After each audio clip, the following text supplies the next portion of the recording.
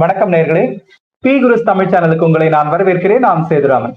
என்று என்னோடு மீண்டும் இணைந்திருக்கிறார் மூத்த பத்திரிகையாளர் திரு சேகர் ஐயர் அவர்கள். அவரை நாம் சந்திக்கலாம், நடப்பு விஷயங்கள் குறித்து விவாதிக்கலாம். வணக்கம் சார், எப்படி இருக்கீங்க? வணக்கம் சேதுராமன், வணக்கம். நல்லா இருக்கு சார். சார், நேற்றுக்கு இந்த முக்கியமான தேர்தல் முடிவுகள், குறிப்பா மகாராஷ்டிரா மற்றும் ஜார்க்கண்ட் தேர்தல் முடிவுகள் சட்டசபை தேர்தல் முடிவுகள் வெளிவந்திருக்கு. மகாராஷ்டிரால பார்க்கும்போது ஒரு பெரிய அளவிலான வெற்றியை பிஜேபி கூட்டணி பெற்றிருக்கு. அதே நேரத்துல ஜார்க்கண்ட் முக்தி மோர்ச்சா மீண்டும் ஆட்சியை பிடிக்கிறாங்க. மகாராஷ்டிரால பிஜேபி கூட்டணி வெற்றி பெறுவதற்கான முக்கியமான காரணங்களாக நீங்க என்ன பாக்குறீங்க? ஏன்னா பல்வேறு குழப்பங்கள் இருந்தது தேர்தல் காலகட்டத்துல. இந்த குழப்பங்களை எல்லாம் மீறி பாஜக கூட்டணி பெரிய அளவிலான வெற்றியை பெற்றதற்கு என்ன மாதிரியான காரணங்கள்? சில பேர் சொல்றாங்க RSS இந்த தடவை முழு மூச்சாக வேலை செஞ்சாங்க பிஜேபிக்காக அப்படின்னு சொல்றாங்க. அது எந்த வகையில உதவியது? இதை பத்தி எல்லாம் சொல்லுங்க சார்.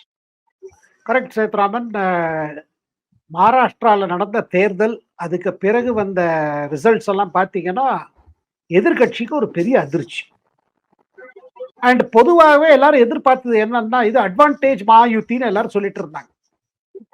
முதல்ல இருந்தே சொன்னது என்னன்னா, இல்ல லோக்சபா தேர்தலில் இருந்த நிலைமை மகாராஷ்டிரத்துல இருந்தது மாறி போயிடுச்சு. எதெல்லாம் நெகட்டிவா இருந்ததோ அதெல்லாம் ஒன்னொன்னா இவங்க பாசிட்டிவா பண்ணிட்டாங்க. ஒண்ணு.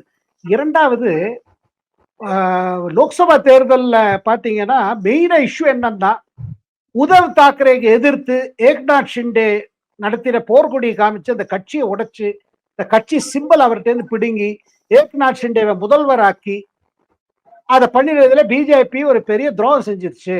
உத்தவ் தாக்கரே அவர் ஒரு விக்டிம், தன்னை ஒரு விக்டிமா அவர் தன்னை ப்ரொஜெக்ட் பண்ணிட்டார்.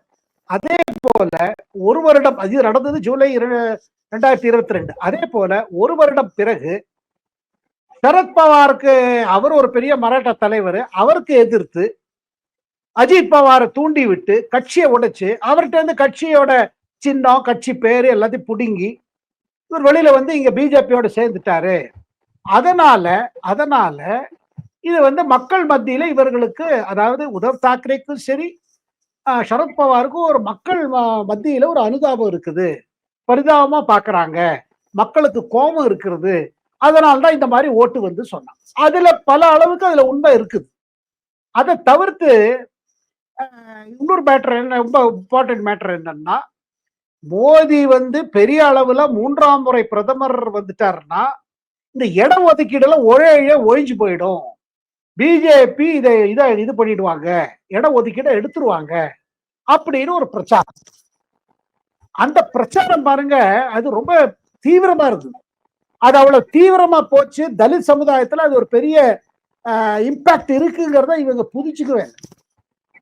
அதனால உத்தரப்பிரதேசல பெரிய பின்னடைவு, அதுக்கு பிறகு பெரிய பின்னடைவு மகாராஷ்டிரா. ஏன்னா மகாராஷ்டிரால தலித் இது பெரிய இதுல இருக்காங்க, கிரேட் நம்பர்ஸ்.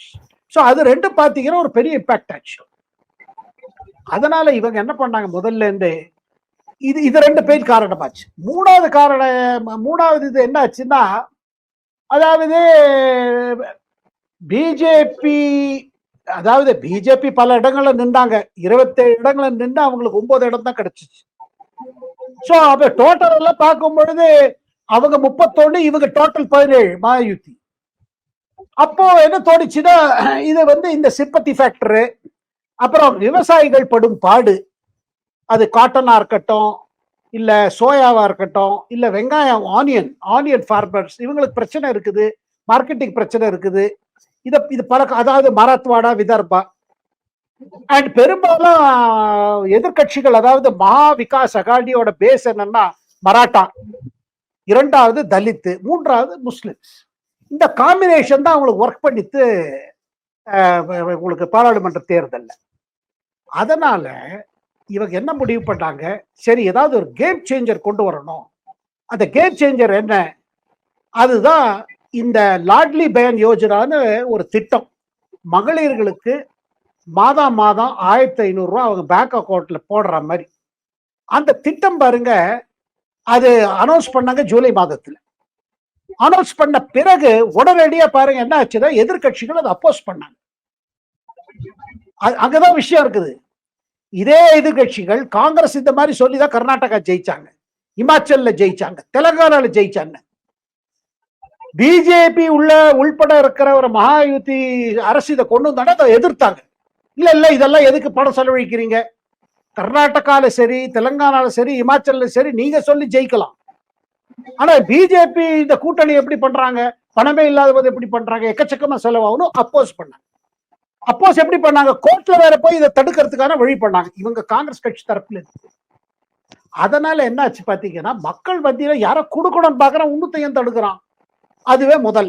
இவங்க தடுக்கிறான்னு தெரிஞ்சுட்டு ஏக்நாத் ஷிண்டே அரசு என்ன பண்ணிட்டுனா, உடனடியா என்னென்ன நடவடிக்கை எடுக்கணுமோ அதை எடுத்து என்ரோல்மெண்ட் சீக்கிரம் பண்ணி ஒரு 2 கோடி மக்களுக்கு மேல மகளிர்கள்ல தன் பேரை வந்து பேங்க் அக்கௌண்ட்ல புது அக்கௌண்ட் திறந்து பணம் வாங்க ஆரம்பிச்சிட்டாங்க. ஆகஸ்ட், செப்டம்பர், அக்டோபர் பாத்தீங்கன்னா 2 கோடிக்கு மேல இருக்கிற மக்களுக்கு பணம் வந்து சேர்ந்துருச்சு. அதாவது என்ன, அக்டோபர்ல கிடைச்சவங்களுக்கு ஆகஸ்ட் செப்டம்பர் அமௌண்ட் சேர்த்து, சில பேருக்கு ஜூலை ஆகஸ்ட் செப்டம்பர் அக்டோபர் 4 மாசம் டக்கு டக்கு டக்கு டக்குன்னு. அதாவது அரசு சிஸ்டத்துல பாத்தீங்கன்னா தாமதம்னா அப்படி தாமதம் இருக்கும், ஆனா நினைச்சா இப்படி நடக்கும். அதை பண்ணி காமிச்சிட்டாங்க. அந்த பணம் வந்து சேர்ந்தப்புறம் பாருங்க, மகளிர் இதுல ஒரு மாறி போயிடுச்சு. அப்போ இது டேமேஜ் ஆயிடுச்சுன்னு புரிஞ்சுட்டாங்க மகா விகாஸ் அகாடி. ஓஹோ, அப்போ இவங்க சொல்ல ஆரம்பிச்சாங்க, பாரு அவங்க ஃபட்டாஃபட்டு ராகுல் காந்தி சொல்றாரு, இல்ல கட்டாக்கட்டுன்னு சொல்றாரு, நாங்க ஃபட்டாஃபட்டுன்னு கொடுக்குறோம் அப்படின்னு ஏக்நாத் ஷிண்டே சொல்ல ஆரம்பிச்சாரு. ஏக்நாத் ஷிண்டேவோட பாப்புலாரிட்டி வளர்ந்துச்சு. இந்த 1500 ரூபாய் வர்றது ரொம்ப பெருசாயிடுச்சு. உடனே இவங்க அந்த மாத்த பார்த்தாங்க, இல்ல 1500 நாங்க 3000 தரோம். இவங்க சொன்னாங்க பாருங்க, 1500 ரூபாய் தரோம், தேர்தல் முடிந்த பிறகு பட்ஜெட் சரியா போட்டு உங்களை 2100 ரூபாய் தரோம் மேனிபெஸ்டோலயும் சொன்னாங்க. நான் இதை பத்தி ஏன் இவ்வளவு விவரமா சொல்றேன்னா, இது ஒரு பெரிய கேம் சேஞ்சர். இவங்க எதிர்த்தாங்க பாத்தீங்களா, அது ஒரு எலெக்ஷன் இஷ்யூவா இருந்தது. இவங்க இப்ப 3000 தரேன் சொல்றாங்க, நாங்க கொடுத்த போது இவங்க தானே தடுத்துக்க முயற்சி பண்ணாங்க. எலெக்ஷன் கமிஷன்ல போய் வர சொன்னாங்க இந்த நிப்பாட்டு இந்த ஸ்கீம். இதெல்லாம் சொன்ன பிறகு என்ன பாருங்கன்னா, ஒரு மூடு செட் ஆயிடுச்சு. லேடி ஓட்டர்ஸ் மைண்ட்ல என்னன்னா, ஏக்நாத் ஷிண்டே தலைமையில இருக்கிற அரசு ஏதோ கொடுக்கணும்னு பாக்குறாங்க. சின்ன அமௌண்ட் தான், 1500 பெரிய காரியம், ஆனா நமக்குன்னு நம்ம பேங்க்ல அக்கௌண்ட் வருது. டெய்லி வேஜ் ஏர்னர்ஸ், இந்த பாயா வேலை செய்யறாங்க பாருங்க, நிறைய வீட்டுல எல்லாம் வேலை செய்யறவங்க, அவங்களுக்கு எல்லாம் இது பெரிய அமௌண்ட். இது கிளிக் ஆயிடுச்சு. இதை தவிர்த்து மற்ற திட்டங்களும் இருக்கு, வயதானவர்களுக்கு, மற்ற விவசாயிகளுக்கு இந்த திட்டங்களும் இருக்குது. ஆனா இந்த ஒரு திட்டமே 46,000 கோடி. இவங்க என்ன சொல்லி பார்த்தாங்க, பிரதமர் முதல்ல இதெல்லாம் எதிர்த்தாரு, இதெல்லாம் ஃப்ரீ பீஸ் கூடாதுன்னாரு, இப்ப இவங்க ஏன் கொடுக்குறாங்க, இப்படியே பிரச்சாரம் போச்சு. ஆனா வாங்கினவங்க என்ன சொன்னாங்க, இவங்க எதுக்கு எதிர்த்துட்டே இருக்காங்க, நமக்கு நல்லதுதானே ஆயிருக்கு. அவங்க ஒரு பக்கம் சொல்ல, இது ஒரு பக்கம் சொல்ல, இது சைலண்டா பாத்தீங்கன்னா பல ஓட்டர்ஸ், அது லேடி ஓட்டர்ஸ் மனசுல என்ன பட்டுது, இவங்க 3000 எல்லாம் ஒண்ணு கொடுக்க மாட்டாங்க, இப்போ எதிர்க்கிறாங்க. இவங்க கொடுத்துட்டாங்க 1500, கொடுத்தவன் பெட்டர் தேன் எவன் ப்ராமிஸ் பண்றானோ. அதாவது ஆங்கிலத்துல பழமொழி இருக்கு பாருங்க, bird in hand is worth 2 in bush. கையில ஒரு பறவை மாட்டிக்கிச்சுன்னா, ஒரு வேட்டையாடுறவங்க கையில ஒரு பறவை பிடிச்சிட்டான்னா, அந்த புதூர்ல இன்னும் 2 பறவை இருந்தா கூட அதை இதை முதல்ல பாதுகாப்பான். அந்த கதை ஆயிடுச்சு. இது ஒரு பெரிய பெரிய கேம் சேஞ்சர். இதை தவிர்த்து பாருங்க, ஒரு தேர்தல்ல ஒரு கட்சியோ கூட்டணியோ ஜெயிக்கணும்னா தலைமை சரியா ப்ரொஜெக்ட் பண்ணணும், இதுதான் இந்த கூட்டணியின் தலைமை ஒன்று. இரண்டாவது, அந்த கூட்டணிக்குள்ள கரெக்டா ஒப்பந்தம் வரணும், சீட்டு கரெக்டா அட்ஜஸ்ட் ஆகணும். அதுக்கு பிறகு எந்தெந்த சீட்டு வேற சரியாகணும், அது இந்த ரெஸ்பெக்டிவ் பார்ட்டிஸோட எங்க பலம் இருக்கு, எங்க பலவீனம் இருக்கு, என்ன வீக், அதெல்லாம் பார்த்து கேண்டிடேட் போடணும். இந்த மேட்டர்ல பாத்தீங்கன்னா மகாயுத்தி உள்ள பிரச்சனைகள் வந்த போது கூட கரெக்டாக தங்களுக்குள்ள ஷேர் பண்ணிட்டாங்க. அதுல தர கம்மியா கிடைச்சதெல்லாம் அஜித் பவார் நினைச்சாரு, ஆனா பிஜேபி இப்படி பண்ணி கொடுத்துட்டாங்க.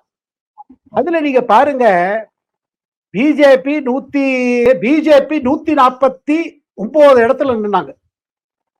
அதே நேரத்துல நம்ம ஏக்நாத் சிவசேனாக்கு 81 இடம் கொடுத்தாங்க.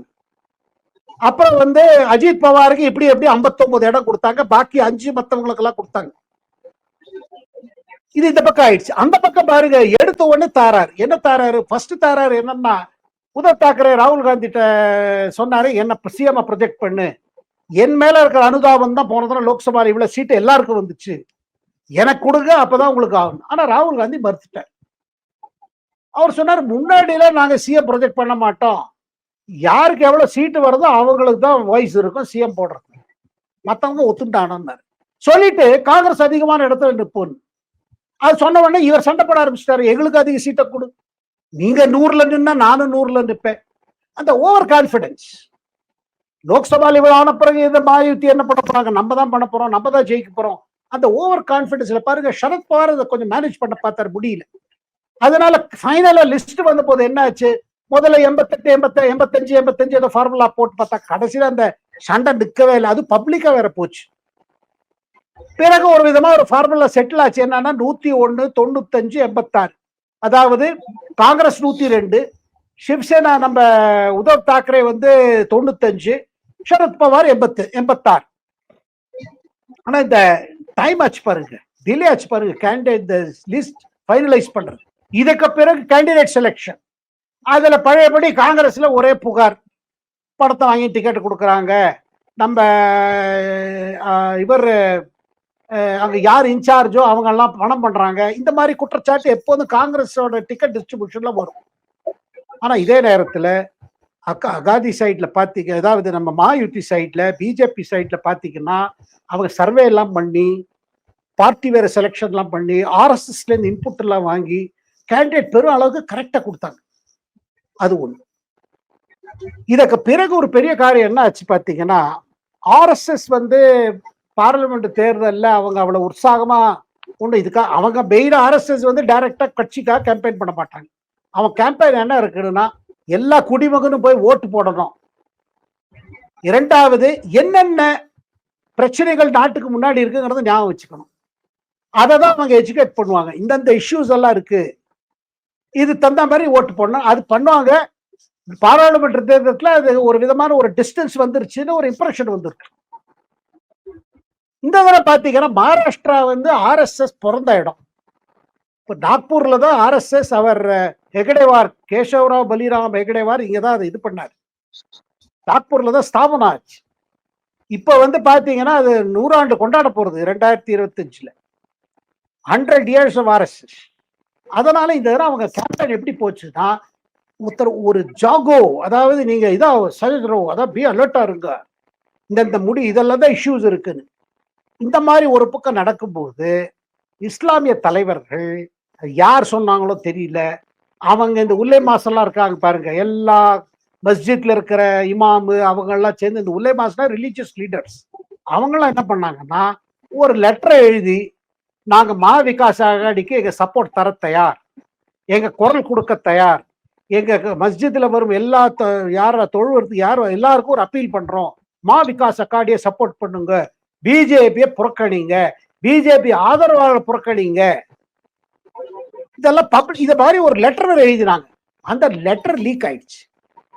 லீக் ஆடுற உடனே காங்கிரஸ்க்கு அதிர்ச்சி, உத்தவ் தாக்கரேக்கு அதிர்ச்சி, சரத்பவாருக்கு அதிர்ச்சி. இதெல்லாம் சீக்கிரட்டா நடக்கிற மேட்டர், எது இப்படி வெளில விட்டாங்க, அது விட்ட பிறகு கரெக்ட் தானே, இதுல என்ன தப்பு அப்படின்னு ஒரு பொசிஷன் எடுத்துட்டாங்க. அது என்ன வச்சு பாருங்க, அதுக்கு ஒரு பேக்லாஷ் ஆயிடுச்சு. இப்ப வெறும் இஸ்லாமியர் ஓட்டு கொண்டு ஒரு அப்பீல், இஸ்லாமியர் ஓட்டுக்கு தான் ரொம்ப தேவைன்னா அப்ப நாங்கள்லாம் இம்பார்ட்டன்ட் இல்லையா? இது ஒரு பக்கம் நடக்க, நம்ம உத்தரப்பிரதேஷ் முதல்வர் யோகி ஆதித்யநாத் வந்துட்டார். இந்த நேரத்துல இது வந்த நேரத்துல நம்ம தேவேந்திர பட்னவிஸ் சொல்ற இது ஓட்டு ஜியாதுங்கிறாரு. இவர் என்ன சொன்னார் யோகி, இங்க பாருங்க மகாராஷ்டிரால அதே தான் பண்றாங்க, எது உத்தரப்பிரதேஷ்ல பண்ணாங்க. அதனால அவர் தன்னோட வார்னிங் கொடுத்துட்டார். அதுவும் கேட்ச் ஆயிடுச்சு. அப்கோர்ஸ் அஜித் பவார் மாதிரி தலைவர்களுக்கு அது பிடிக்கல.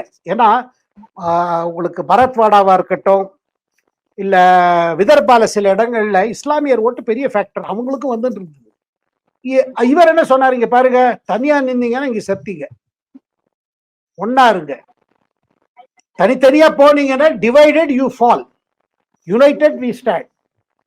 இது ஆங்கிலத்துல சொல்லுவாங்க. அதேதான் அவர் ஹிந்தியில சொன்னாரு. பட் ஓகே தோ கட் ஓகே, கட் ஓகேன்னு லிட்ரல் மீனிங்னா தலை போயிடும். But basically it means this, united you stand, divided you fall. அது பாருங்க, அது ஒரு அண்டர்லைங் ஆயிடுச்சு. இதுக்கு மேல பிரதமர் வந்து என்ன பண்ணாரு, அவர் ஒரு புது ஒரு ட்விஸ்ட் கொடுத்தாரு. என்ன, ஒன்னா இருந்தீங்கன்னா சேஃபா இருப்பீங்க. ஆனா அவர் டைரக்ட் பண்ணது யாருக்கு, இந்துக்களுக்கா இல்ல, இந்து ஓட்டுக்கா இல்ல. அவர் சொன்னது இந்த தலித் சமுதாயமா இருக்கட்டும், ஓபிசி சமுதாயமா இருக்கட்டும், அண்ட் ஓபிசிக்கும் மராட்டாக்கு நடுவில் ஒரு ஃபிரிக்ஷனை உண்டாக்கணும் காங்கிரஸ் முயற்சி, சரத்பவாரோட முயற்சி. மனோஜ் ஜாரங்கேன்னு ஒரு மராட்டா லீடரா ஒரு 2 வருஷமா அவர் இது பண்ணிருக்காரு, ப்ராப்பர் பண்ணி வச்சிருக்காரு. மராட்டா இடஒதுக்கீடு என்ன ஆச்சு, அண்ட் அவர் ப்ராப்பர் பண்ணது அஜிடேஷன் முழுக்கவும் இவருக்கு எதிர்த்து, தேவேந்திர பட்னவிஸுக்கும் பிஜேபி எதிர்த்து மூவ்மெண்ட். அந்த மூவ்மெண்ட் வந்து லோக்சபால நல்ல எஃபெக்ட் கொடுத்தது, டேமேஜ் ஆச்சு பிஜேபிக்கு. மராட்டா ஓட்டர்ஸ் அகேன்ஸ்ட் படிபடி இவங்களால தான் கிடைக்கல. அப்படி இல்லைங்க, முயற்சி தேவேந்திர பட்னவிஸ் டயத்திலே ஆச்சு, ஏக்நாத் ஷிண்டே முயற்சி பண்ணாரு, கோர்ட் ஒத்துக்க மாட்டேங்கிறது இந்த இடஒதுக்கீட. நீங்க அப்படி தப்பு எப்படி கொடுக்க முடியும், கோர்ட் தரப்புல இருந்து ஒரு பிரச்சனை இருக்குது. ஆனா இது காரணம் தேவேந்திர பட்னவிஸ் தான், இது காரணம் பிஜேபி தான் ஒரு திருப்பி விட்டு அது லோக்சபால இவங்களுக்கு லாபம் கிடைச்சது. ஆனா இந்த தடவை அவங்க என்ன பண்ணாங்க, பிஜேபி தரப்புல பிரதமரே என்ன பண்ணாரு, எங்கெல்லாம் பிரச்சாரம் போனோம் நாங்க எல்லா இடத்துலயும் இதான் சொன்னார், முழுக்க முழுக்க போய் நாங்க வந்து இடஒதுக்கீடு எடுத்துருவோம். அந்த மாதிரி ஒண்ணுமே கிடையாது, ஜாகிரதையா இருங்க, நம்ம சொசைட்டி டிவைட் பண்ணணும்னு பாக்குறாங்க எதிர்கட்சி. இது மக்கள் மத்தியில இந்த மெசேஜ் முள்ள உள்ள போக ஆரம்பிச்சு. இவ்வளவு விவரமா நான் எதுக்கு சொல்றேன்னா, இந்த சைட்ல பாருங்க, இவங்க ஆஃபென்சிவ்ல போய் இவங்க டிஃபென்சிவ் ஆகி அதுக்கு பிறகு என்ன வேலை செய்யணுமோ அதை அவங்க செய்யல. காங்கிரஸோட கேம்பெயின் படுத்து போச்சு. அண்ட் உத்தவ் தாக்கரேக்கு காங்கிரஸுக்கு தொடர்ந்து டென்ஷன், ஏன்னா முதல்வருக்கு ஒத்துக்கல, இதெல்லாம் ஒத்துக்காது போனாங்கன்னா அதெல்லாம் பேக்ஃபயர் ஆரம்பிச்சிருச்சு. அதனால வந்து முதல்ல கருத்து கணிப்பிலே என்ன தெரிஞ்ச, மாயுத்தி இந்த 1500 ரூபாய் கொடுத்த பிறகு மகளிருக்கு அப்புறம் ஆல்ரெடி ஒரு பூஸ்ட். இந்த இஷ்யூஸ் எல்லாம் ஏன்னா இஷ்யூஸுக்கு கம்மி இல்லை. விவசாயிகளுக்கு, வெங்காய விவசாயிகள் நாசிக்ல, அதாவது நார்த் மகாராஷ்டிரால அவங்க என்ன சொன்னாங்க பாருங்க, வெங்காயம் அவங்க எக்ஸ்போர்ட் பண்ணாதான் லாபம், எக்கச்சக்கமா ப்ரொடக்ஷன் ஆச்சுன்னா வெங்காயம் எல்லாம் அப்படி கிடக்குது. ஸோ பட் சென்ட்ரல் கவர்மெண்ட் என்ன பண்ணுவாங்க, கொஞ்சம் பஃபர் அவங்களே வாங்கி வச்சிருவாங்க. ஏன்னா வெங்காயம் வேற ஏறிக்குச்சுன்னா அது அரசியல்ல ஒரு பெரிய திருப்பம். அது வெங்காயம் இல்லாம இந்தியன் சமையலே கிடையாது இப்போ. அது தென்னிந்தியாவா இருக்கட்டும், வட இந்தியாவா இருக்கட்டும், எங்க பார்த்தாலே வெங்காயம், தக்காளி இது இல்லாம சமையலே கிடையாது. ஸோ அப்படி இருக்கும்போது அவங்க எப்போ பஃபர் பண்ணுவாங்க, எக்ஸ்போர்ட் பேன் பண்ணுவாங்க. இதை வச்சிருந்து அவங்க எப்போ சொல்லிட்டு இருக்காங்க, இந்த மாதிரி பண்ணீங்கன்னா பாருங்க, நீங்க விலை ஏறுற போது எங்களுக்கு லாபம் கிடைக்கிற நேரத்தை நீங்க பேன் பண்றீங்க. ஏன்னா எல்லா வெங்காயம் எங்க போகுதுன்னா துபாய் போகுது, சிங்கப்பூர் போகுது. இந்த துபாய் போன பிறகு துபாயில இருந்து அது தக்காளி வெங்காயம் எல்லாம் அங்க இதுக்கு போகும், பாகிஸ்தானுக்கு போகும், மற்ற இடங்களுக்கு போகுது. அது இவங்க ஒரு பிரச்சனையா சொல்லிட்டாங்க. ஆனா சென்ட்ரல் கவர்மெண்ட் தரப்புல என்னன்னா, ஒரு பஃபர் வேணும் நமக்கு, ரொம்ப விலை ஏறிச்சுன்னா அது பப்ளிக் ரியாக்ஷன் இருக்கும். சோ அது ஒரு இஷ்யூ இருந்தது. ஆனா இவங்களுக்கு வேற ஏதாவது மார்க்கெட்டிங் பண்ணணும் பாருங்க. அவங்க பெரிய திட்டம் என்ன வச்சிருக்காங்கன்னா, எல்லா இடத்துலயும் கோல்ட் ஸ்டோரேஜ் பண்ணி, கோல்ட் ஸ்டோரேஜ் இருந்தா இதெல்லாம் வேஸ்ட் ஆகாது, ஹையர் ப்ரொடக்ஷன் ஆகி பம்பர் கிராப் ஆச்சுன்னா நீங்க ஸ்டோர் பண்ணலாம், இந்த மாதிரி பல திட்டங்கள். ஆனா இது ஒரு இஷ்யூ இருந்தது. ஆனா இதுக்கு மேல என்ன பாருங்க, இந்த ஆக்சுவல் மெஷினரி இருக்கு பாருங்க. ஒரு தேர்தல் எப்படி இது பண்ணணும், ஃபைட் பண்ணணும்னா அந்த மெஷினரி இந்த பிஜேபிக்கு ஸ்டாண்டர்ட் இருக்க போதும். பூத் லெவல் மேனேஜ்மெண்ட் ஆளை போடுங்க, அங்கங்க இது பண்ணுங்க, இஷ்யூஸ் எடுத்து சொல்லுங்க. கேம்பெயின் ஒரு பக்கம், கிரவுண்ட்ல ஒரு பக்கம், கேண்டிடேட் செலெக்ஷன், இதெல்லாம் இந்த தடவை ரொம்ப அட்டென்ஷன் கொடுத்து, தவறு நடக்கக்கூடாது, இந்த செய்த தவறு இப்ப திருப்பி பண்ணக்கூடாது, இதெல்லாம் ரொம்ப அட்டென்ஷன். ஏன்னா இவங்களுக்கு பிஜேபிக்கு மகாராஷ்டிரா டூ ஆர் டை. இதுல தோத்து போயிட்டான்னா எல்லாத்தோடய அவங்களை ஹெல்ப் பண்ணிட்டேன்னா ஹரியானால வெற்றி. ஹரியானா வெற்றி கொஞ்சம் மூட மாத்திருச்சு, உற்சாகம் கொடுத்துருச்சு. பல மகாராஷ்டிரா நகரத்துல, மாநகரங்கள் எல்லாம் பெரிய போஸ்டர் போட்டாங்க, ஹரியானா செய்ய வேண்டியது செஞ்சுட்டு இப்ப அடுத்தது மகாராஷ்டிரா செய்ய வேண்டும் போட்டு பாஜக, அவ்வளவுதான். அப்புறம் ஓட்டர் மைண்ட்ல ஒண்ணு நோட் பண்ணுங்க, ஒரு தரம் ஒரு கட்சியை வந்து தண்டிச்சுட்டா வச்சுக்கோங்க, அந்த தண்டனை மீண்டும் மீண்டும் வந்துட்டே இருக்காது. ஒரு தரம் மத்திய அரசு மேல இருந்த ஒரு அதிருப்தி ரிஃப்ளெக்ட் ஆயிடுச்சு, திருப்பி அதே ரிஃப்ளெக்ட் ஆகுங்கிறது அவசியம் இல்லை. அதனால இதெல்லாம் ஒரு பக்கம் இருக்கும் போது, அப்புறம் ராகுல் காந்தி பாருங்க, நவம்பர் 13 இந்த பக்கம் வரவே இல்லை, அவர் மகாராஷ்டிரா பக்கம் வரல. அவர் அங்கே தன் தங்கச்சிக்காக வயநாடுல கேம்பெயின் பண்ணிட்டு இருப்பாங்க.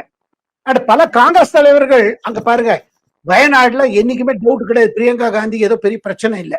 ஆனா இருக்கிற காங்கிரஸ் தலைவர்கள்லாம் மகாராஷ்டிரால அட்டென்ஷன் கொடுக்காம, மகாராஷ்டிரா கவனிக்காம, பிரச்சாரத்தை கவனிக்காம எல்லாரும் வயநாடுல போய் பிரசிடென்ட் போடுறாங்க, அட்டெண்டன்ஸ் போடுறாங்க.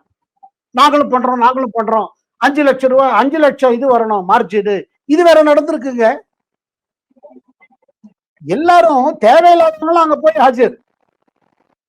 ஹாஜரி போட்டிருக்காங்க. அங்க அதுவும் அஃபெக்ட் ஆயிருக்கு. அதுல இங்க விட்டு போயிட்டாங்க. அங்க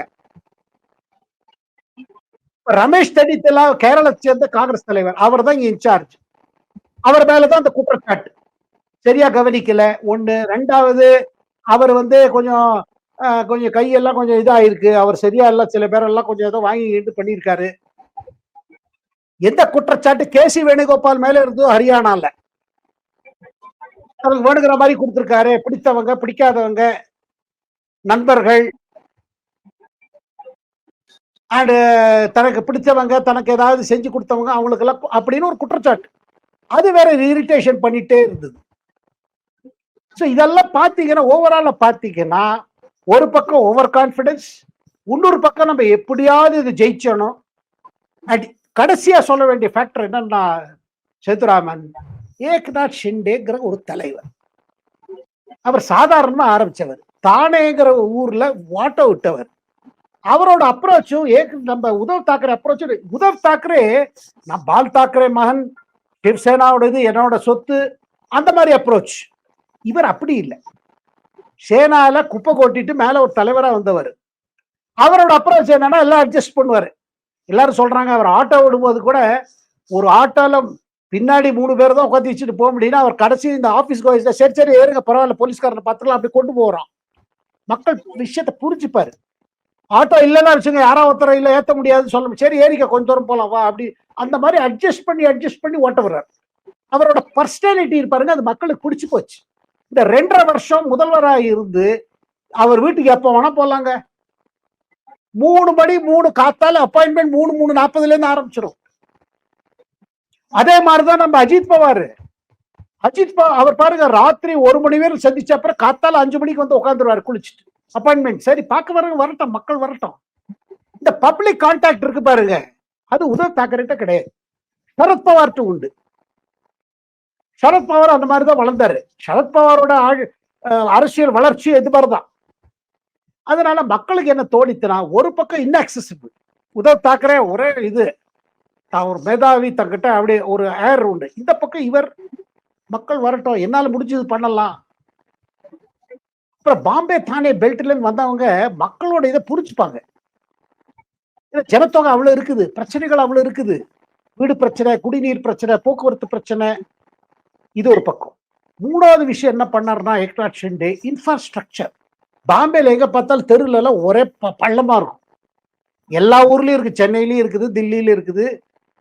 இப்ப நம்ம மாநகரத்தோட நிலைமை என்னன்னா ஒரே பள்ளம். மழை காலத்துல அது 2 வீலர்ஸா இருக்கட்டும் 4 வீலரா இருக்கட்டும் என்ன அவதியும் எல்லாருக்கும் தெரியும்.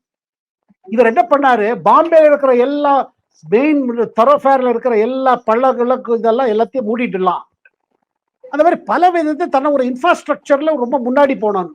இதனால பிரதமர் மோடிக்கு மேல அவர் மேல ஒரு பிரியம் வந்துருச்சு. இவர் வேலை செய்யறார். சும்மா கட்சியை உடைச்சு இங்க உட்காந்து பிஜேபி சப்போர்ட்ல முதல்வர் ஆனோன்னு வரல, ஒரு மார்க் பண்ணணும்னு வந்திருக்கார். அதனால முழுமையாக பிஜேபி தரப்புல இருந்து அவருக்கு ஃபுல் சப்போர்ட் கிடைச்சு.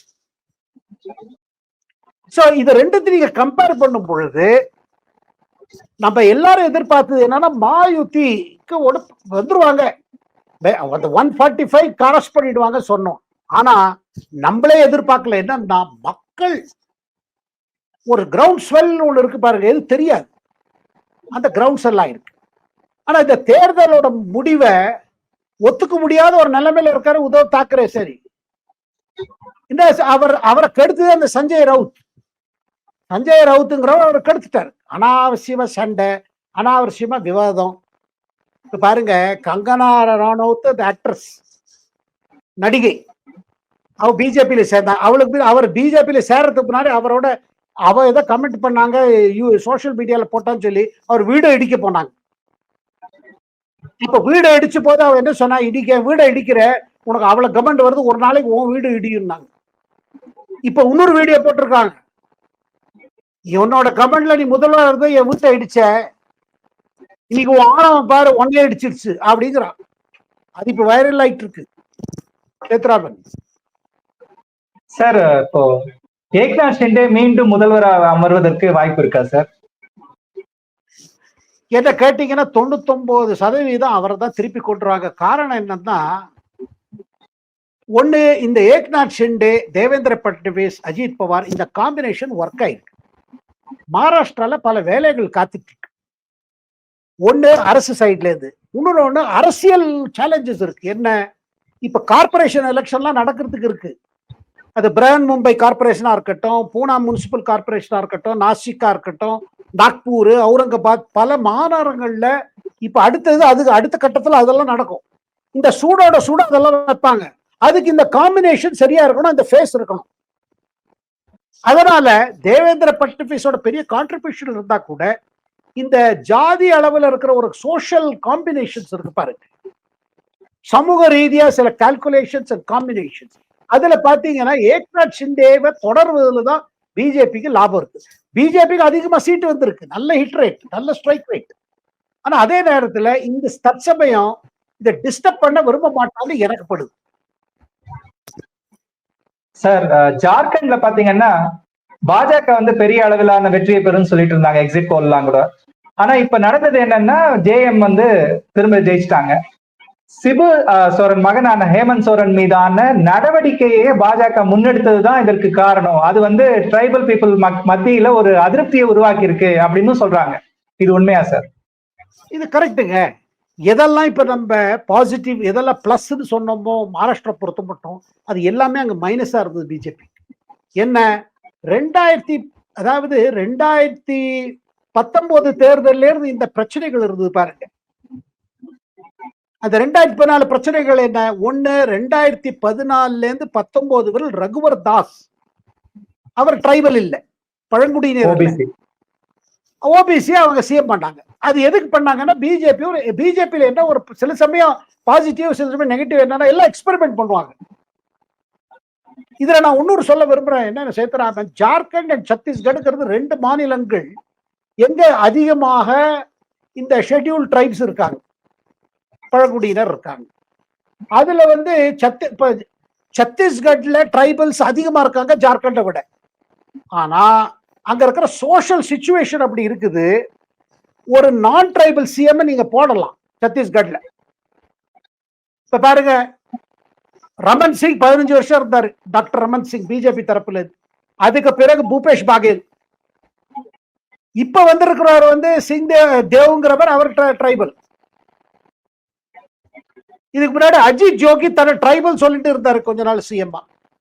ஆனா அங்க சிஎம் ட்ரைபல் இருக்கணும்ங்கிறது அவ்வளவு கட்டாயம் இல்லை. ஆனா இப்ப கொஞ்சம் அவேர்னஸ் வருது. ஆனா ஜார்க்கண்ட்ல அப்படி நீங்க பண்ண முடியாது. ஜார்க்கண்ட்ல ட்ரைபல்ஸ் கம்மியா இருந்தா கூட, ஜெனரல் அதிகமா இருந்தா கூட, ஜெனரல் மற்ற கேட்டகரிஸ் அதிகமா இருந்தா கூட, அங்க நீங்க புது எக்ஸ்பெரிமெண்ட் பிஜேபி பண்ணி ஒரு பிரச்சனையை உண்டாக்கிடுச்சு. அந்த ரகுவர் தாஸ் அந்த 5 ஆண்டு காலத்துல பாத்தீங்கன்னா அவருக்கு கட்சிக்குள்ளே எதிரி, கட்சி வெளியில எதிரி வந்துட்டாங்க. அப்புறம் இந்த ட்ரைபல் வர்சஸ் நான் ட்ரைபல் அதிகமா போச்சு. அதனால 2019 பிஜேபிக்கு சீட்டு கம்மி ஆயிடுச்சு. ஜேஎம் ஜெயிச்சிட்டாங்க. அதை தவிர்த்து ஜேஎம் காங்கிரஸ் ஒரு அலையன்ஸ் பண்ணிட்டாங்க. அதனால அவங்களுக்கு 81 தொகுதி இருக்கு, அதுல ஆஃப் மார்க் தாண்டினாங்க. அப்ப இருந்த நிலைமை, அப்ப இருந்த சூழ்நிலை ஃபர்தரா பாத்தீங்கன்னா நீங்க சொன்னது போல ஹேமந்த் சோரன் வந்து அவர் சரியான ஊழல், அவர் மேல ஊழல் புகார் ரொம்ப அதிகம். அவர் மேல இவங்க இடி கேஸ் எல்லாம் போட்டுக்கிட்டு பண்ண என்னாச்சு, தன்னை ஒரு விக்டிமா ப்ரொஜெக்ட் பண்ணிட்டார். தன் மேல அவர் நடக்கிற நடவடிக்கை காரணமே தான் ஒரு ட்ரைபல், தான் ஒரு ஆதிவாசி, தான் ஒரு பழங்குடியினர், அதனால நம்மளை டார்கெட் பண்றான்னு அவர் பண்ணிட்டார். அதனால அவர் சிம்பத்தி கிடைச்சு, அந்த சிம்பத்தி ரிஃப்ளெக்ட் ஆச்சு உங்களுக்கு இந்த தேர்தல்ல, லோக்சபா தேர்தல். நீ பாத்தீங்கன்னா பிஜேபிக்கு ரொம்ப ஒண்ணுமே கிடைக்கல, எல்லாம் ட்ரைபல் ஏரியாஸ் எல்லாம் அவங்கதான். அந்த நிலைமை மாறலைங்க.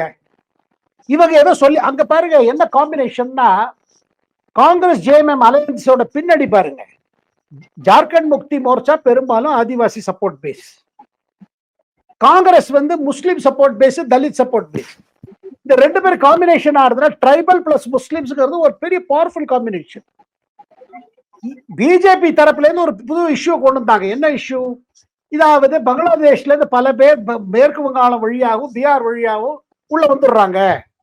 இங்க வந்து ட்ரைபல் பெண்களை மணந்துட்டு அந்த அந்த லேண்டை பிடிக்க பாக்குறாங்க, இல்லீகலா வர்றாங்க, இல்லீகல் வருதுன்னு. இது ஒரு பக்கம். ஆனா ஜார்க்கண்ட்ல உள்ளூர் பிரச்சனை இருக்குது. இது பெரும் அளவுக்கு இது உண்மைதான். ஆனா இன்னொரு பிரச்சனை என்னன்னா, வேலை வாய்ப்பு கம்மியா இருக்கிறதுனால பல பழங்குடியினர், பல ஆதிவாசிகள்ல ஜார்க்கண்ட் விட்டு வெளில போறாங்க, வேலை தேடிட்டு போறாங்க. அதனாலே 10% பாப்புலேஷன் குறைஞ்சிருச்சு ட்ரைபல்ல. பிஜேபி தரப்புல இருந்து பண்ண பிரச்சாரம் இருக்கு பாருங்க, இல்ல இது இது காரணம் இஸ்லாமியர்கள் பல பேர் இங்க வந்துட்டாங்க, ரோஹிங்கியாஸ் போய் பங்களாதேஷ்ல வந்துட்டாங்க, அதனாலதான் இது அஃபெக்ட் ஆச்சுன்னு சொன்னாங்க. அது பாருங்க, அது அது அவ்வளவு கிளிக் ஆகல. அதுக்கு அதனால தான் நீங்க அங்க பாத்தீங்கன்னா வெர்டிக்ட் மாறவேல அப்படியே வந்துருச்சு. சார், இப்போ இந்த வயநாடு இடைத்தேர்தல பாத்தீங்கன்னா பிரியங்கா காந்தி பெருமளவிலான வாக்குகள் வித்தியாசத்துல வெற்றி பெற்றிருக்காங்க. இதன் மூலமா அவங்களுடைய பங்கு காங்கிரஸ் கட்சியில இன்னும் அதிகரிக்கும்னு நினைக்கிறீங்களா? கட்டாயமாக இங்க பாருங்க, அவங்க தாயார் சோனியா காந்தி ரொம்ப நாளா எதிர்த்துட்டு இருந்தாங்க. பிரியங்கா காந்தி வந்துட்டா எல்லாரும் சொல்லுவாங்க, அம்மாவும் இருக்காங்க பாராளுமன்றத்துல, அண்ணாவும் இருக்காரு, தங்கச்சியும் இருக்காங்க, இது என்னது இது குடும்ப அரசியலும் குடும்ப அரசியலா இருக்கு. தமிழ்நாட்டுல தகப்பனார் இருக்காரு, பையன் இருக்காரு. அந்த குடும்பமே ஒரு 5 பேர் உள்ள போயிட்டாங்கன்னா லோக்சபா, ராஜ்யசபா, இப்ப ஆல்ரெடி அந்த பெரிய குடும்பத்திலே பாத்தீங்கன்னா கனிமொழி ராஜ்யசபால இருக்காங்க, Udhaya Stalin deputy CM, Stalin CM. Already இது குடும்ப அரசியல் சொல்லிட்டு இருக்கு, அது விமர்சனம் நடந்துட்டு தான் இருக்கு. அதை ஒண்ணும் அவங்க பெருசா கண்டுக்கிறது இல்ல, மக்களும் ஓட்டு போடுறாங்க. இந்த இடத்துல என்ன பிரச்சனைன்னா, காங்கிரஸ் கட்சிக்குள்ள என்ன சொல்றாங்க, ராகுல் காந்தியோட கேம்பெயின் எடுபட மாட்டேங்கிறது. இப்ப பிரியங்கா காந்தியும் வயநாடு மெம்பர் ஆன அப்புறம் லோக்சபா, இப்ப பாருங்க, அவர் எதிர்கட்சி தலைவர் ராகுல் காந்தி, பிரியங்கா காந்தி வயநாடுல வந்த பிறகு அவங்க கட்டாயமாக நிறைய பேசுவாங்க. அதே நேரத்துல அவங்க என்ன சொல்றாங்க, இல்ல அவங்களுக்கு வேலை இது பத்தி இருக்கும், இந்த கட்சி கட்டமைப்பு அதை பார்த்துக்கணும், ஆர்கனைசேஷனை பார்த்துக்கணும் அப்படின்னு ஒர்க் டிவைட் ஆகும் சொல்றாங்க. ஆனா இருந்தாலும் பிரியங்கா காந்தி கொஞ்சம் அதிகமா ரோல் பிளே பண்ணணுங்கிற டிமாண்ட் அதிகமாகும். ஆனா அது ராகுல் காந்தி பாதிக்குமா? பாதிக்காது, அது குடும்பத்துக்குள்ள அரேஞ்ச்மெண்ட். ஆனா ஒண்ணுங்க, ராகுல் காந்தி செல் பண்ண, அதாவது கிளிக் பண்ண மாட்டேங்கிறது. அப்புறம் அவர் பாருங்க, அதானியை தொடர்ந்து டார்கெட் பண்றது, ஒரு தொழில் அதிபரை ஸ்பெசிபிக்கா டார்கெட் பண்றது, இது காங்கிரஸோட உடனா இருக்கிற இந்த கூட்டணி கட்சிகளுக்கு பிடிக்கல.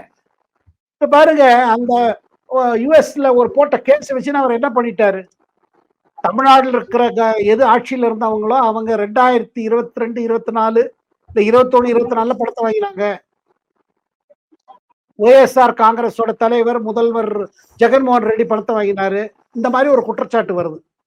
சத்தீஸ்கர்ல காங்கிரஸே முதல்வர் இருந்தாரு, பூபேஷ் பேகல், அவர் பணம் வாங்கினாரு.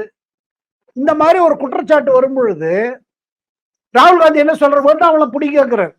அப்ப ராகுல் காந்தி சொல்ற ஸ்டேட்மெண்ட் டிஎம்கே தலைவர்கள் இது அது வேற விஷயங்க.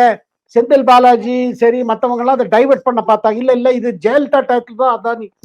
அவங்க அமெரிக்கால போட்டிருக்கிற குற்றப்பத்திரிகையில ஸ்பெசிபிக்கா சொல்லப்படுறது 21க்கு பிறகு 24க்குள்ள பணம் கொடுத்து ப்ராஜெக்ட்ல கான்ட்ராக்ட்லாம் இருக்குன்னு. இந்த மாதிரி செல்ஃப் கோல் போடுறாரு ராகுல் காந்தி, பிடிச்சா அவங்கள பிடிக்கட்டுமேங்கிறாரு. அவர் என்ன நினைக்கிறாரு, எனக்கு இத மோதி அஃபெக்ட் பண்ணணும். ஆனா ஒண்ணு புரிஞ்சுக்கணுங்க, அதானியோட அவர் பாருங்க, அவர் தொழில் அதிபர், அவரோட இன்டர்நேஷனல் ஒரு பிசினஸ் குரூப், அவர் காம்படிஷன் பண்றாரு, பிட்டிங் பண்றாரு, இன்டர்நேஷனல் கான்ட்ராக்ட் எடுத்துக்கிறாரு. அதனால அவருக்கு பிசினஸ் ரைவல்ரி, பிசினஸ் எதிரிகள் அதிகம். அது எப்படி உலக அளவு இல்ல, இந்தியாவில் இல்ல, உலக அளவு இல்ல. அவருக்கு எக்ஸ்பர்டீஸ் இருக்கு, அந்த குரூப் எக்ஸ்பீரியன்ஸ் இருக்கு, கான்ட்ராக்ட் வாங்குறாங்க. அதுல அடிபட்டு போய் இல்ல கான்ட்ராக்ட் வாங்க முடியாம போனவங்க யாரு? Chinese companies, American company, European company, Canadian company, அவங்க south American company, south African company, அவங்க பாதிக்கப்படுறாங்க. அவர்களுக்கு எதிரிகள் அதிகமா இருக்காங்க. எதிரிகள் தங்களுக்கு யார் அமெரிக்கால யார் ஹெல்ப் பண்ண முடியும் அவங்க மூலமா அவருக்கு எதிர்த்து தான் நடந்துட்டு இருக்கும். ராகுல் காந்தி என்ன நினைக்கிறாருன்னா, அதானிக்கு எப்ப பிரச்சனை வந்தாலும் அது மோதியோட பிரச்சனை. அதானி டவுன் ஆயிட்டாருன்னா மோதி டவுன் ஆயிடுவார். அதானி வேணும் மாதிரி இருந்தா நம்ம அவரை தள்ளி விட்டா மோதி தள்ளி விடலான்னு ஒரு தப்பான கால்குலேஷன் போட்டு வச்சிருக்காரு. அரசியல் ஒரு பக்கம், தொழில் சம்பந்தப்பட்டமான ரைவல்ரி இஸ் டிஃபரெண்ட். அதை அவர் புரிஞ்சுக்க மாட்டேங்கிறாரு. இவர் செய்யறத காங்கிரஸ்ல பல பேருக்கு பிடிக்கல. காங்கிரஸ் தலைவர்கள் பிரைவேட் என்ன சொல்றாங்க, அதானி எல்லாருக்கும் அள்ளி அள்ளி கொடுத்திருக்காரு, நம்மளும் வாங்கலையா? பூபேஷ் பாகேல் ராகுல் காந்தியோட பாரத் ஜோடோ யாத்ராக்கு எவ்வளவு கொடுத்தாரு? 4000 கோடி மேல செலவாச்சு பாரத் ஜோடோ யாத்ரா. ஒரு யாத்ரா இல்ல, 2 யாத்ரா. தென்னிந்தியால இருந்து வட இந்தியா, அப்புறம் இங்க இருந்து போனாரு, இதுக்கு போனாரு. எத்தனை செலவழிச்சாங்க? ஒரு பாரத் ஜோடோ யாத்திராக அது பெரிய ப்ராஜெக்ட், அது இன்ஃப்ராஸ்ட்ரக்சர் ப்ராஜெக்ட், காங்கிரஸோட இன்ஃப்ராஸ்ட்ரக்சர் ப்ராஜெக்ட். அப்புறம் இந்த மாதிரி நீங்க வாங்கினவங்க போய் வாங்கிக்கிறீங்க, அப்புறம் அவங்களே திட்டுறீங்க. இது அவங்க சொல்றாங்க, வாங்குறது கொடுக்கல் வாங்கலே ஒரு தர்மம் இருக்குது, வாங்கிடுறதை வாங்கிட்டு அவங்கள திட்டலாமா அப்படின்னு காங்கிரஸ் கட்சியில கேட்கறாங்க. பல தலைவர்களுங்க, கமல்நாத் போல தலைவர்கள், அவங்களாம் அதானியோட ரொம்ப நெருக்கம். நம்ம அசோக் கெலட், இப்ப தெலங்கானா முதல்வர் ரேவந்த் ரெட்டி அதானியை கூப்பிட்டு பேசிட்டாரு. மமதா பண்ணாங்க. கேரளால விழுங்கியம் போர்ட் அதானியோட தான் இவர் நம்ம பினராயி விஜயன் திறந்திருக்காரு. அப்ப அதானியோட கடாட்சம் இடதுசாரி கட்சிகள் மேல படலையா? கடாட்சம்னு ரொம்ப வடச்சொல் யூஸ் படுத்துறேன், அதாவது அருள் சொல்லுவோம், அருள் பொழியாம இருந்திருப்பாங்க அதானி. அதானி எப்போவாவது 2 கை தூக்கி கொடுக்குற அருள் கொடுப்பாரு. அருளை வாங்கிட்டு அவரை திட்டலாமா? கடவுள் வாங்கிட்டு கடவுளை திட்டுறது என்ன யாரும் கேட்கறாங்க காங்கிரஸ்காரங்க. அம்பானி, அதானி எல்லாம் பெரிய இதெல்லாம். அவர் டாடா குரூப்ல என்னன்னா முன்னால செக் மூலமா கொடுத்துருந்தாங்க கட்சிகளுக்கு. கட்சிகளே செக் வேண்டாம், நீங்க ரொக்கமா கொடுங்க, எங்களுக்கு இண்டிவிஜுவலா கொடுங்கன்னு தான் அது மாறி போச்சு. அப்புறம் எலக்ட்ரல் பாண்ட் வந்தது. அது எலக்ட்ரல் பாண்ட்ல பிஜேபி தான் ஊழல், நாங்கெல்லாம் ரொம்ப நல்லவங்க, அது வேற இன்னொரு கதை. அது என்ன சொல்ல வர என்ன பாருங்க, இவர் ராகுல் காந்தி, திருப்பி ராகுல் காந்தி பத்தி பேசுறோம். ராகுல் காந்தி செல்ஃப் கோல் போடுறாரு, கட்சிக்குள்ள பிடிக்கல. ஏங்க நமக்கு கிடைக்கிறது கம்மியா இருக்கு, நம்ம எலெக்ஷன்ல அவளை ஜெயிப்பது இல்லைன்னு சொல்லி கொடுக்கறவங்களும் கம்மியாயிட்டே போறாங்க, கொடுக்கறவங்களும் கம்மியாறாங்க, கொடுக்கறதும் கம்மியாருது. ஒத்தமொத்த பாத்தீங்கன்னா காங்கிரஸுக்கு ஒரு கிரைசிஸ் வந்துட்டு இருக்கு சேத்துராம். போப்ப பாத்தீங்கன்னா தேர்தல் நீங்க ஜெயிக்கல வச்சுக்கோங்க, வெறும் targeted attack on prime minister இல்ல, வெறும் அப்புறம் 52ல இருந்து பாராளுமன்ற சீட்ஸ் நமக்கு 99 ஆயிடுச்சு, ஏதோ பெரிய சாதிச்சிட்டீங்க. இல்ல, நிச்சயமா சாதிச்சிட்டீங்க, பிஜேபியோட மெஜாரிட்டி குறைச்சிங்க. ஆனா இவர் என்ன பெருமைப்படுறாருன்னா, ராகுல் காந்தி அதானி பேரை சொல்லி சொல்லி நான் மோதியோட கிரெடிபிலிட்டி கீழே கொடுத்துட்டேன், மோதியை டவுன் ஆக்கிட்டேன்னு வெளிப்படையா சொல்றாரு.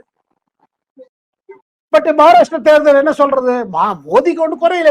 மகாராஷ்டிரா தேர்தல் மோதிக்கு பெரிய பூஸ்ட். ஒரு சந்தேகம் இருந்தது பாருங்க, பிஜேபி ஏதோ குறைஞ்சு போச்சு, பிஜேபியால முடியாது, மோதியாவது 3வது கட்டம் ரொம்ப பிரச்சனைகள் இருக்கும், சேலஞ்சஸ் இருக்கும்.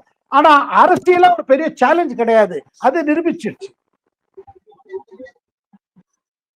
சார், இப்ப உத்தரப்பிரதேச சட்டசபை இடைத்தேர்தல்கள்ல பாஜக பெற்றிருக்க வெற்றிக்கு யோகி ஆதித்யநாத்தோட பங்கு பெருமளவில் இருப்பதா சொல்றாங்க. அது உண்மையாக இருக்கிற பட்சத்துல அடுத்த பிரதமர் வேட்பாளராக திரு யோகி வருவதற்கான வாய்ப்புகள் இருக்கின்றன. இல்லைங்க, இப்ப அடுத்த பிரதமரை பத்தி பேசுறதுக்கு இப்போ நேரம் வரல, சரியான ஸ்பெகுலேஷன் இருக்கு.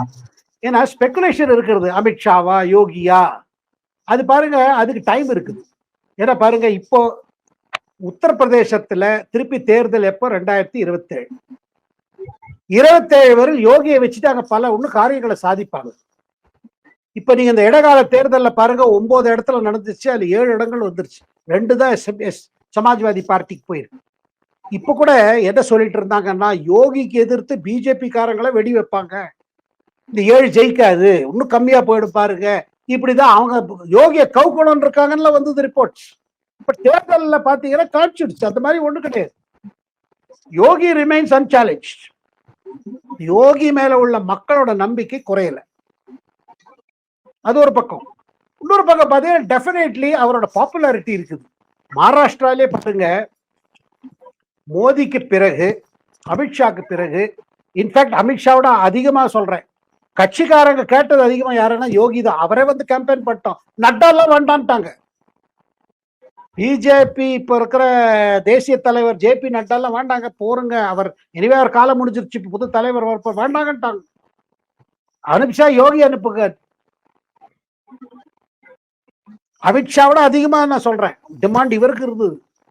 காரணம், இவர் பேசுற விதம் இருக்கு பாருங்க.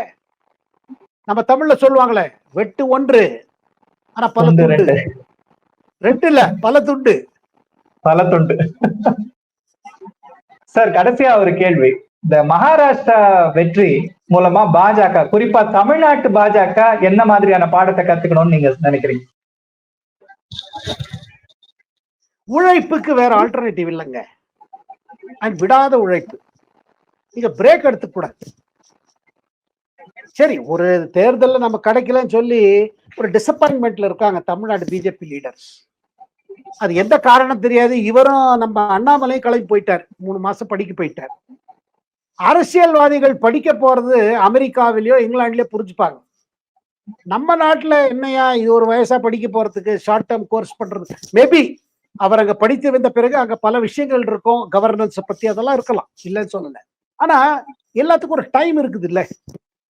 எங்கே ஒரு இடத்துல என்னன்னா பிஜேபி தமிழ்நாட்டுல பாஸ் பட்டன் அமைக்கிட்டாங்க, ஒரு கோர் கமிட்டி வச்சு ஓட்டுறாங்க. என்ன வெறும் இப்போதைக்கு, அதாவது அலையன்சஸ் கொஸ்டின் ஓப்பன், இவங்களோட போவாங்களா அவங்களோட போவாங்க தன் தலைமை, இந்த மாதிரி கொஸ்டின் இருந்துட்டே இருக்கும்போது ஏதாவது கேடருக்குள்ள ஒரு டிசப்பாயின்மெண்ட் வருது. ஏன்னா எல்லாரும் உழைச்சாங்க, லோக்சபா தேர்தலுக்கு உழைச்சாங்க, அண்ணாமலை தலைமையில் உழைத்தாங்க. அண்ணாமலை தலைமை வச்சுட்டு மற்ற பிஜேபி தலைவர்களுக்கு எத்தனையோ விஷயங்கள் இருக்கலாம், அது வேற விஷயம். ஆனா நல்லா உழைச்சாங்க. ஆனா அந்த உழைப்பு பிறகு தொடரும். இப்ப அண்ணாமலை தமிழ்நாடு திரும்பின பிறகு தேசிய அளவில் இப்போ இன்டர்னல் எலெக்ஷன்ஸ் நடக்கும் பாஜக. இதெல்லாம் முடிந்த பிறகு ஒரு கிளாரிட்டி தேவை. ஏன்னா உங்களுக்கு இன்னும் நேரம் கிடையாது. அண்ணாமலைக்கு ஒரு இம்பார்ட்டன்ட் ரோலும் வேணும். அவர் இல்லாம நீங்க தமிழ்நாட்டில் திரும்பி ரிவைவ் பண்றது கஷ்டம். இதெல்லாம் பார்த்து எனக்கு என்ன தோணுதுன்னா, அடுத்த 2 மாசத்துல ஒரு பெரிய முடிவு பாஜக தலைமை எடுக்கும். ஏன்னா பாஜகவிலே புது தேசிய தலைவர் வரப்போறாரு, எலெக்டா போறாங்க. அதுக்கு முன்னாடி இந்த ஸ்டேட் எலெக்ஷன்லாம் நடந்து முடியணும். சார் இது வரைக்கும் என்னுடைய கேள்விகளுக்கு எல்லாம் பொறுமையா விளக்கமா பதில் சொன்னீங்க சார், ரொம்ப நன்றி.